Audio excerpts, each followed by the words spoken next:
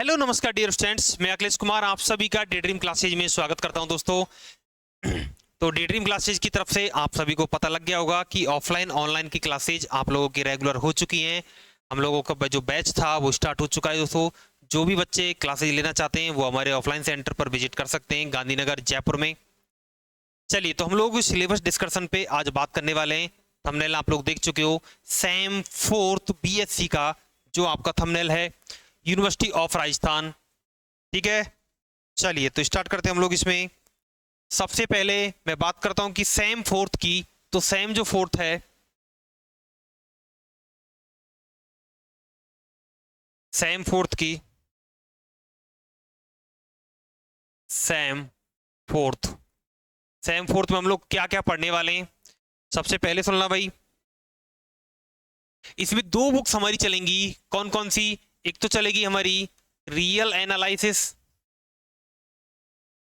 और दूसरी चलेगी में हमारी numerical analysis. Numerical analysis, okay, दो बुक चलेंगी। एक बुक का जो हिंदी नाम है, क्योंकि कुछ बच्चों के कमेंट्स आए थे कि सर थोड़ा हिंदी में भी हमें बता दिया करो। वास्तविक विश्लेषण इसे कहा जाता है। वास्तविक विश्लेषण इसे कहा जाता है।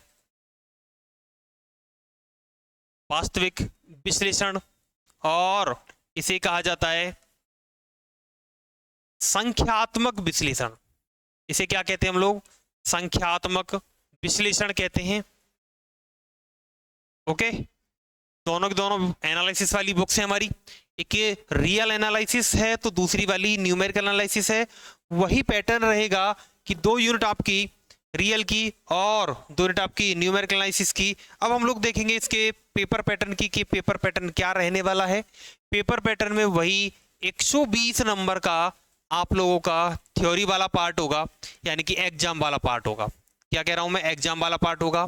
और 30 नंबर आप लोगों के कॉलेज से दिए जाएंगे, जो प्रैक्टिकल वाइवा वगैरह होगा वहां से आप लोगों के दिए जाएंगे। ठीक है, अब इसमें से जो डिवीजन होगा, यहां से जो डिवीजन होगा 120 में से, वो आपका 10 क्वेश्चंस प्रत्येक 2 अंक के होंगे और टोटल आपके पास में 20 अंक यहां से मिलेंगे। 20 मार्क्स यहां से आप लोगों को अचीव करने। और फिर सेकंड वाला जो पार्ट है, यानी कि पार्ट वी है, उस पार्ट के अंदर आप लोगों को 2 क्वेश्चंस करने हैं। एक क्वेश्चन 10 अंक का होगा, यहां पर भी आप लोगों को 20 अंक मिलेंगे। सी पार्ट जो है वहां पर 4 क्वेश्चंस अटेम्प्ट करने हैं और एक क्वेश्चन 20 अंक का होगा, यानी कि टोटल 80 अंक यहां से आप लोगों को मिलेंगे। और फाइनली आपके पास 120 अंक यहां से प्राप्त हो जाएंगे। तो ये पार्ट ए वाली बात है, ये पार्ट वी वाली है और ये पार्ट सी वाली है। अब हम जो थ्योरेटिकल की तरफ बढ़े, यानी कि हम लोग प्रैक्टिकल की तरफ बढ़ेंगे, तो ये प्रैक्टिकल आपका 30 नंबर का होने वाला है। प्रैक्टिकल यानी कि सतत मूल्यांकन जिसे हम लोग कहते हैं, कंटिन्यूअस सतत मूल्यांकन। सतत मूल्यांकन, ठीक है, सीए होता असिस्मेंट, कंटिन्यूअस असिस्मेंट कहते हैं या इवोल्यूशन कहते हैं इसको। ठीक है, दोनों चीजें। तो ये थोड़ा सा बेसिक सा, क्योंकि ये पहली वाली क्लासेज में मैं आप लोगों को बता चुका हूं, तो इसमें आप लोगों को दिक्कत नहीं आनी चाहिए। क्लासेज आप लोगों ने देख ली होंगी। चलिए, तो मैं यूनिट फर्स्ट की तरफ बढ़ता हूं। यूनिट फर्स्ट है आप लोगों की, यूनिट फर्स्ट आपकी रियल एनालिसिस से है। कहां से है? रियल एनालिसिस से ली गई है। और यूनिट 2 ये भी आप लोगों की रियल एनालिसिस से दी गई है। पहले क्या होता था कि जब एनुअल आप लोगों की एग्जाम होती थी यूनिवर्सिटी के अंदर, तो एनुअल एग्जाम में एक बुक को आपको एक ही ईयर में पढ़ना पड़ता था।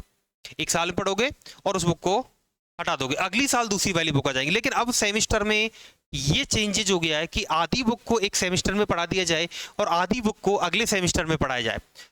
ठीक है, जो न्यू एजुकेशन पॉलिसी है 2020 वाली जो आ चुकी है, उसके अकॉर्डिंग ये थोड़ी सी चीजें बच्चों के, कि बच्चों पे ज्यादा भार ना हो, बच्चों पे ज्यादा वजन ना आए, उसकी वजह से हम लोगों ने क्या है, जो सिलेबस है इसको 2 जगह बांटा गया है कि सेमेस्टर के अकॉर्डिंग बुक्स को 2 जगह डिवीजन कर दो। देखो, यूनिट फर्स्ट क्या कहती है?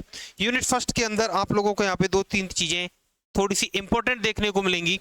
उसमें आप लोगों को प्रॉपर्टीज देखने को मिलेंगी डेरिवेटिव फंक्शंस की, कि सर डेरिवेटिव फंक्शंस जो होते हैं उनकी प्रॉपर्टीज क्या होती हैं, अवकल जो फलन है उनकी मेरे पास में गुणधर्म क्या होंगे। दूसरा है डॉर्वेक्स थ्योरम एंड तीसरी है मेरे पास रोलैक्स थ्योरम, है ना। रॉल्स थ्योरम क्या होगी एंड डबल थ्योरम क्या होगी, इन दोनों थ्योरम्स में आप लोगों को बेसिकली रियल एनालिसिस की कुछ झलक देखने को मिलेगी। फिर हम लोग नेशन ऑफ लिमिट्स की तरफ बढ़ जाएंगे और उसके बाद continuous and differentiability for the functions of two variable, यानी कि दो चरों वाले जो फलन होंगे उनके लिए हम लोग यहाँ पर, फिर हम लोग डायरेक्शनल डेरिवेटिव अर्थात दिक् अवकलज की तरफ, और फिर टोटल डेरिवेटिव एंड बाद में expansion of total derivative in terms of partial derivative.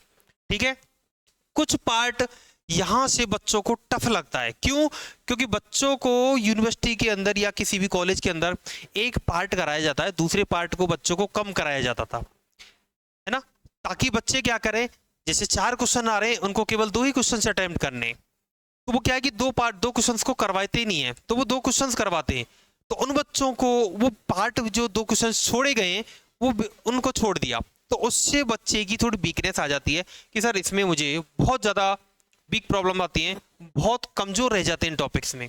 पर चिंता मत करो, यहाँ मिलेगा आप लोगों को पूरा कंटेंट अच्छी क्वालिटी के साथ में। तो पार्शियल डेरिवेटिव ये दूसरा वाला पार्ट था, थोड़ा सा इसमें मिस हुआ है। अच्छा, यूनिट सेकंड जो है वो रीमान इंटीग्रेशन है। रीमान आप लोगों ने खूब अच्छे से पढ़ा होगा, रीमान तो इंपॉर्टेंट है भाई, पूरी रियल एनालिसिस के अंदर 3-4 ऐसे पॉइंट्स हैं जो आप लोगों को बेसिकली पूछ सकता है असिस्टमेंट में भी। Lower and upper Riemann integration, अब देखो रीमान ही पढ़ रहे हैं, बस कौन सा है, उच्च और निम्न वाला। फिर हम लोग रीमान पढ़ेंगे इंटीग्रेबिलिटी के अंदर, और फिर मीन वैल्यू थ्योरम पढ़ेंगे। क्या पढ़ेंगे, एमबीटी पढ़ेंगे, ओके, मीन वैल्यू थ्योरम बोलते हैं इसको, वही इंटीग्रल कैलकुलस के लिए, ओके। एंड फिर फंडामेंटल थ्योरम की तरफ बढ़ जाएंगे, यानी कि FTIC, fundamental theorem of integral calculus, okay, इसकी तरफ बढ़ जाएंगे। फिर हम लोग फंक्शन ऑफ बाउंडेड वेरिएशंस की तरफ बढ़ जाएंगे, और इसी के साथ हमारी रियल एनालिसिस यहाँ पर कंप्लीट हो जाती है। ठीक है, तो ये 2 यूनिट जो हैं आपकी वो रियल एनालिसिस से ली गई हैं, और 2 यूनिट जो हैं वो आपकी न्यूमेरिकल एनालिसिस से ली गई हैं, और 2 यूनिट्स को अब हम लोग आगे कवर करते हैं। ये रही यूनिट नंबर 3, बड़ी इंपॉर्टेंट है और बड़ी प्यारी यूनिट है, इसलिए क्योंकि इसके अंदर हमें ज़्यादा दिमाग लगाना नहीं होता, 1-2 पॉइंट्स और एक जो थ्योरम्स से ही ये कंसेप्ट क्लियर हो जाते हैं हमारे। ओके, चलिए सुनो, सबसे पहला काम है सर डिफरेंस बता दो, अंतर बता। ये कहता है कि 2 संख्याओं के बीच में मुझे क्या समन्वय बैठ जाए, क्या मेरे पास में बाउंडिंग, उनके कोऑर्डिनेशन बाउंडिंग वगैरह ऐसी बन जाए कि 2 संख्याओं को मैं एक्सप्लेन कर पाऊँ, उनके बीच में गैप है, उन 2 या 3 संख्याएं, n संख्याओं, उनके बीच में क्या डिस्टेंस रहे, क्या मेरे पास में फॉर्मूले वगैरह अप्लाई होते हैं। तो ऐसी वाली चीज़ों को हम लोग कहाँ पढ़ते हैं, ज़्यादातर किसी भी एक अच्छे, जैसे किसी भी का आप लोगों को देखा होगा रीजनिंग के अंदर भी इस चीज़ों को हम लोग पढ़ते हैं, वहाँ पर भी हम लोग काम लेते हैं, सीरीज वगैरह ऐसी चीज़ें यहाँ पर देखने को मिल जाएंगी छोटी छोटी। तो डिफरेंस पढ़ोगे, फिर रिलेशन पढ़ोगे, रिलेशन बिटवीन डिफरेंस, रिलेशन क्या होता है, और डेरिवेटिव ये पढ़ोगे यहाँ पर, अवकल क्या होता है, फिर डिफरेंस ऑफ ए पॉलिनोमियल, यानी कि बहुपद के लिए आप लोग डिफरेंस क्या पढ़ते हो, फिर न्यूटन्स। अब यहाँ पे ये वाला पॉइंट शुरू होता है, अपना जो मेन मुद्दा है वो यहाँ से, ये बेसिकली तो इन सब में काम आएगा, है ना, डिफरेंशियल में तो काम आएगा ही आएगा, लेकिन मेन मुद्दा जो है वो यहाँ से शुरू होता है। अब ये 2 जगह चलेगा, कौन कौन सा, एक फॉरवर्ड में और एक बैकवर्ड में, यानी कि इसे एक तो कहेंगे हम लोग अग्रांतर और एक कहेंगे हम लोग पश्चांतर। क्या कहेंगे भाई, पश्चांतर, अग्रांतर और पश्चांतर चलता है। इंटरपोलेशन अर्थात अंतर्वेशन, इसको मैं थोड़ा सा हाईलाइट कर रहा हूं क्योंकि अंतर्वेशन हम लोग काफी अच्छे से पढ़ने वाले अपनी क्लासेज में, अंतर्वेशन जो है वो हम लोग बहुत डीप से पढ़ेंगे। फिर डिवाइडिंग डिफरेंस ये पढ़ेंगे हम लोग, डिवाइडेड जो डिफरेंस होता है। उसके बाद न्यूटन्स, ये लो वही न्यूटन्स डिवाइडिंग डिफरेंस। अब जब डिवाइडिंग में बता दूंगा आप लोगों को, डिवाइडिंग डिफरेंस बता दूंगा तो मैं न्यूटन्स पे भी इसको अप्लाई करना सिखा दूंगा। फिर इंटरपोलेशन के लिए तरफ भी हम लोग, अंतर्वेशन को भी इसी में पढ़ लेंगे हम लोग, डिफरेंस, लाग्रांज इंटरपोलेशन। अब थोड़ा सा न्यूटन्स के बाद एक दूसरा पॉइंट आ चुका है लैग्रांज का, लैग्रांज इंटरपोलेशन फॉर्मूला क्या होता है, दूसरा पॉइंट आ गया। तीसरा है मेरे पास numerical differentiation, okay, and derivative from interpolation formula. तो ये मेरे पास में इंटरपोलेशन फॉर्मूला बन जाएगा। तो कुछ पार्ट जो है यहाँ का बड़ा ही इंपॉर्टेंट है, और कुछ पार्ट आप लोगों को थोड़ा सा मेहनत मजदूरी वाला काम है, इसमें आप लोगों को थोड़ा सा पचना होगा, थोड़ा सा मेहनत एक्स्ट्रा करनी पड़ेगी, अभ्यास वगैरह करने पड़ेंगे। जब मैं यूनिट 4 की तरफ बढ़ रहा हूं तो यूनिट 4 में क्या कहेगा, numerical integration. Okay, numerical integration आने वाला है। फिर हम लोग अब देखो ये तो आपकी किस पे थी, डिफरेंशियल पे पूरी पूरी डिपेंड है, ये यूनिट पूरी डिफरेंशियल पे डिपेंड है। आप पूरी यूनिट के अंदर देख पा रहे हो डिफरेंशियल ही डिफरेंशियल आ रहा है, लेकिन यहां आप लोगों को इंटीग्रेशन मिल रहा है, डेरिवेटिव ऑफ जर्नल कर्वेचर फॉर्मूले। अब यहां पे ये शुरू होता है भाई यहां से। अब कर्वेचर फॉर्मूला तो आप लोग वैसे भी पढ़ लेते हो, लेकिन ट्रेपीजॉइडल रूल, ओके, n बराबर 1 के लिए। फिर हम लोग n बराबर 2 लेते हैं तो सिम्पसन 1/3 आ जाता है। n बराबर अगर यदि 3 ले लेते हैं तो सिम्पसन 1/3 आ जाता है। और n बराबर यदि 6 ले लिया तो गॉस कर्वेचर आ जाता है।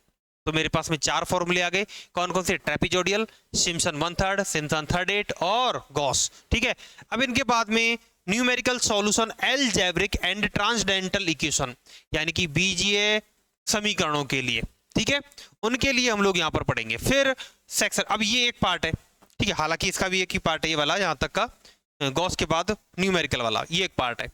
अब बाइसेक्शन मेथड, ये मेरा दूसरा वाला पार्ट, यानी कि इसका बाइसेक्शन मेथड क्या होगा, द्विविभाजन जिसे विधि कहा जाता है। शिकेंट मेथड क्या होता है, रेगुलर फाल्सी मेथड क्या होगा, इटरेशन मेथड क्या होगा, न्यूटन रेफसन मेथड क्या होता है। अब ये मेथड्स के नेम है numerical solution ordinary differential equation, यानी कि ओडीई के लिए हमारे पास न्यूमेरिकल सॉल्यूशन किस तरीके से निकाले जाएंगे। एक ऑर्डिनरी डिफरेंशियल इक्वेशन आप लोगों को देके चलेगा, ओडी देके चलेगा, लेकिन फर्स्ट ऑर्डर की होगी। वो किस ऑर्डर की होगी, फर्स्ट ऑर्डर की होगी। साथ में उसमें इनिशियल कंडीशन भी देगा, यानी कि प्रारंभिक शर्तें भी देगा, इनिशियल कंडीशंस वो देके चलता है। और केवल 2 ही फॉर्मूले पूछता है, या तो पूछता है आयलर मॉडिफाई या पूछता है आयलर मेथड, केवल 2 फॉर्मूले। तो यूनिट 4 में कौन कौन सी चीज इंपॉर्टेंट है, यूनिट 4 के अंदर मैं आप लोगों को बेसिकली यहाँ पर थोड़ा सा लिख देता हूँ ताकि कुछ बच्चों को थोड़ा सा याद रहे। एक तो यहाँ पर आप लोग इसमें ट्रेपीजॉइडल पढ़ोगे, ट्रेपीजॉइडल पढ़ोगे, ट्रेपीजॉइडल पढ़ोगे। ट्रेपीजॉइडल के बाद में आप लोग यहाँ पर सिम्पसन पढ़ने वाले हो, और सिम्पसन के भी 2 नियम है, एक तो है मेरे पास 1/3 का और दूसरा है मेरे पास 1/3 का। और फिर आप लोग आगे पढ़ोगे बेडले नियम, गॉस नियम, ये सारे यहाँ पर पढ़ने वाले हो, गॉस नियम, ठीक है।